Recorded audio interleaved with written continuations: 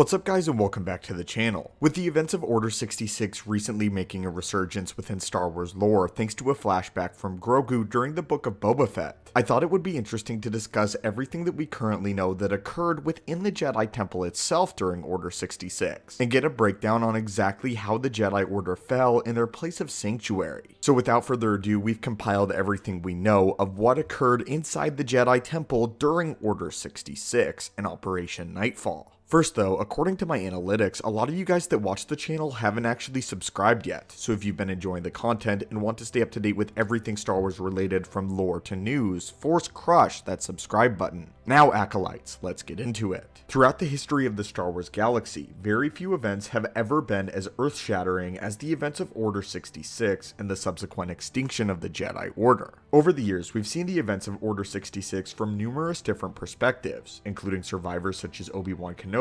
Yoda, and Ahsoka, but we've also seen the deaths of our favorite Jedi Masters play out in real time. Despite the destructive trail that the Order left across the galaxy, perhaps the most dire attacks took place on Coruscant itself during the siege of the Jedi Temple, in the opening stages of Order 66. So while we've seen glimpses of what took place inside the temple during this darkest hour, what is the full story of that night? What was the full extent of the attack on the Jedi Temple, and which parts have we not yet on screen, and which parts have we seen on screen? Stick with us today, weary acolytes of the galaxy, and let's explore this very topic. After the defeat and betrayal of Jedi Master Windu, a newly knighted Darth Vader was tasked with leading the 501st Legion of Clones against the Temple as the primary aggressors of the siege, with their intention and orders being the eradication of the remaining Jedi. In Legends continuity, it is widely known that Darth Vader actually killed his first Jedi on the steps of the temple in order to access it, activating his lightsaber through the Jedi Master's head, killing him instantaneously. However, since this event is Star Wars Legends, for the majority of this video, we will be sticking strictly to canon. Once inside the temple, Lord Vader's primary objective was to access a beacon that was designed to reach out to any Jedi from across the galaxy, and he did this with the express intent of luring the surviving Jedi back to Coruscant.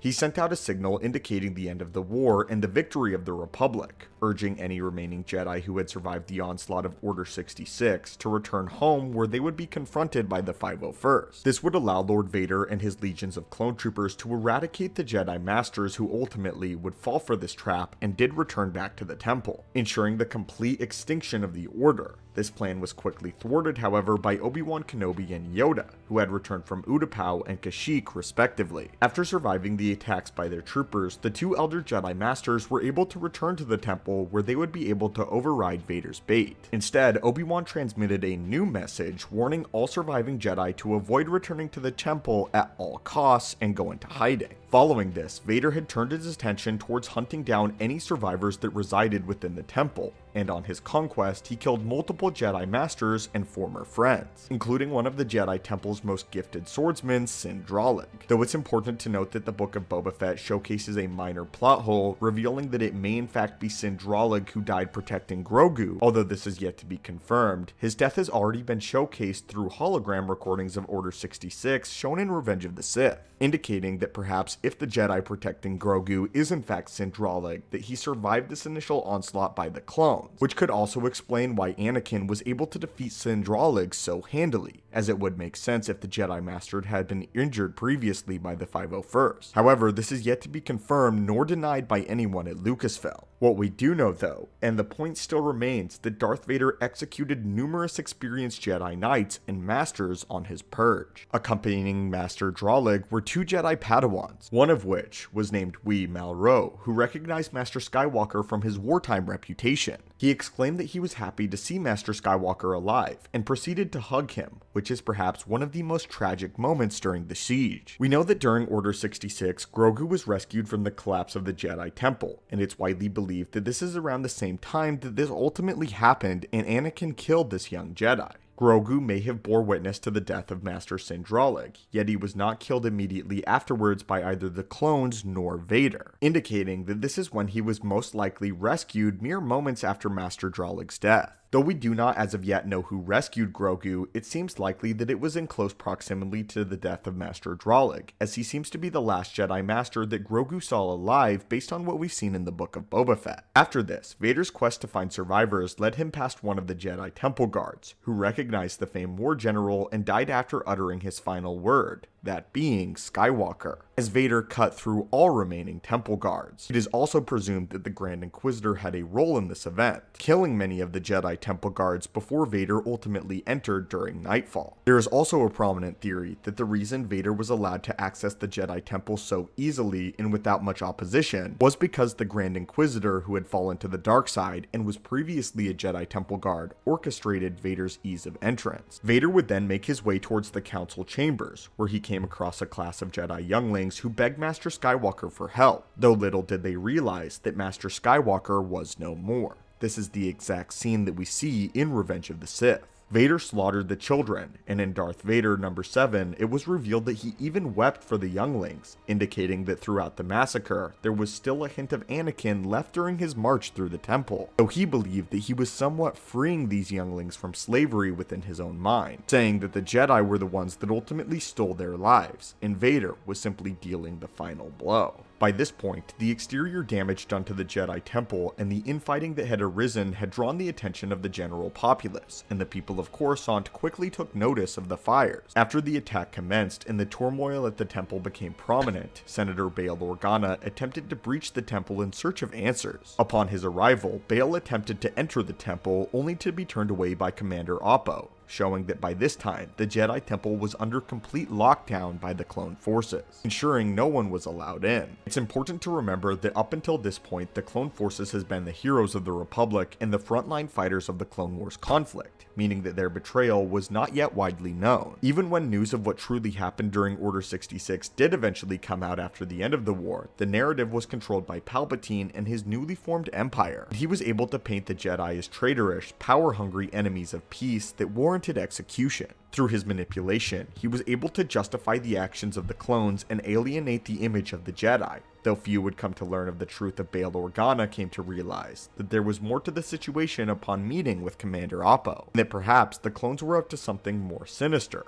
Upon bearing witness to the death of Jedi Padawan Zet at the hands of Oppo and his troops, Senator Organa was chased away by clone forces, who attacked and attempted to kill him before allowing him to flee. It is around this time that Darth Vader would kill one of the most prominent and powerful Jedi Masters that had ever lived, as Jedi Council member Shaak Ti was present within the Jedi Temple. In an ultimately deleted scene that is now officially Star Wars canon thanks to Yoda's vision, Anakin Skywalker would enter the Council Chambers, finding Shaak Ti meditating on the Force, realizing that her death was imminent, and realizing that there was nothing left for her to do, but refusing to abandon her post as the leader and most high-ranking Jedi at the temple at the time. Sensing her imminent death and the crumbling of the Jedi Order itself, Shaak Ti ultimately resigned herself to her fate, killed by Anakin Skywalker. Shaak Ti showed no resistance, as she ultimately felt Anakin was no more. Also during this time, Jedi Master Jocasta Nu managed to escape the Jedi Temple, taking with her large amounts of information and data concerning the Jedi Order, including a list of Force-sensitive younglings that the Jedi had identified throughout the wider galaxy. Jocasta Nu is actually considered one of Palpatine's greatest failures, as she managed to sneak out massive amounts of information concerning the lore and history of the Force itself as well as the Jedi. Information